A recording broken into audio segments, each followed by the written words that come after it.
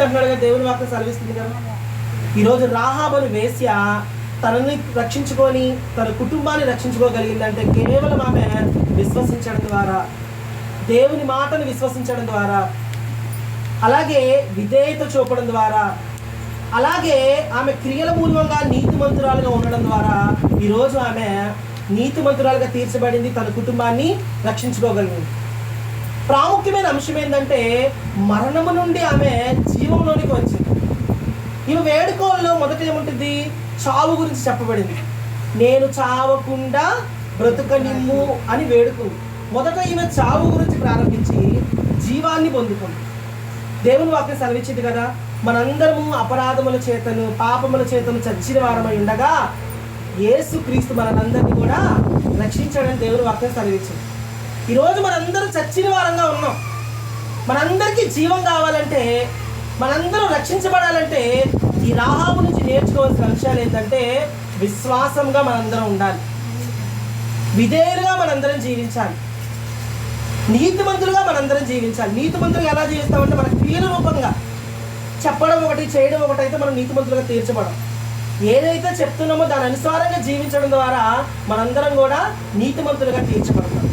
ఈరోజు రాహాబు విశ్వాసంగా ఉంది, విధేయంగా ఉంది, నీతిమంతురాలుగా ఉంది కాబట్టి ఆమె వేడుకొనిన రీతిగా ఆమె రక్షించబడిందండి. ఎవరు రక్షించబడాల, ఎరుకో మొత్తం కూడా నాశనం అయిపోయింది.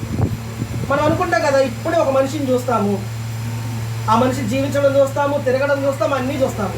సడన్గా మనిషి చనిపోయాడు అనుకోండి, ఎంత దిగ్భ్రాంతిగా అవుతాం కదా మనం.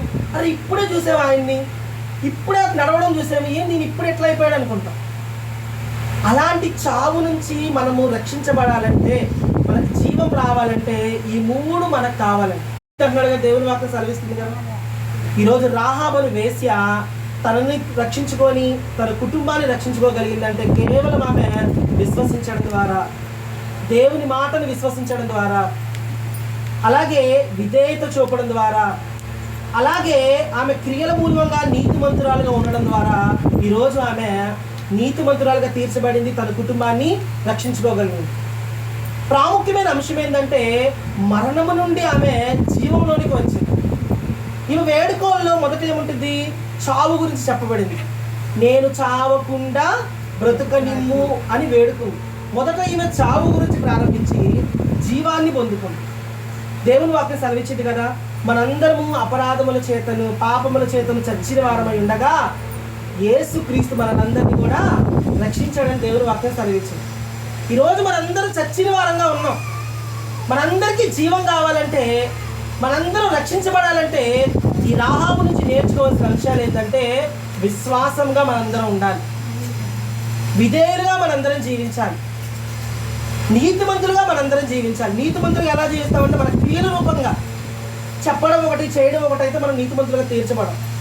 ఏదైతే చెప్తున్నామో దాని అనుసారంగా జీవించడం ద్వారా మనందరం కూడా నీతిమంతులుగా తీర్చబడతాం. ఈరోజు రాహాబు విశ్వాసంగా ఉంది, విధేయంగా ఉంది, నీతిమంతురాలుగా ఉంది కాబట్టి ఆమె వేడుకొనిన రీతిగా ఆమె రక్షించబడిందండి. ఎవరు రక్షించబడాల, ఎరుకో మొత్తం కూడా నాశనం అయిపోయింది. మనం అనుకుంటాం కదా, ఇప్పుడే ఒక మనిషిని చూస్తాము, ఆ మనిషి జీవించడం చూస్తాము, తిరగడం చూస్తాము, అన్నీ చూస్తాము. సడన్గా మనిషి చనిపోయాడు అనుకోండి, ఎంత దిగ్భ్రాంతిగా అవుతాం కదా మనం. అరే ఇప్పుడే చూసాము ఆయన్ని, ఇప్పుడే నడవడం చూసాము, ఏం నేను ఇప్పుడు ఎట్లా అయిపోయాడు అనుకుంటాం. అలాంటి చావు నుంచి మనము రక్షించబడాలంటే, మనకు జీవం రావాలంటే ఈ మూడు మనకు కావాలండి.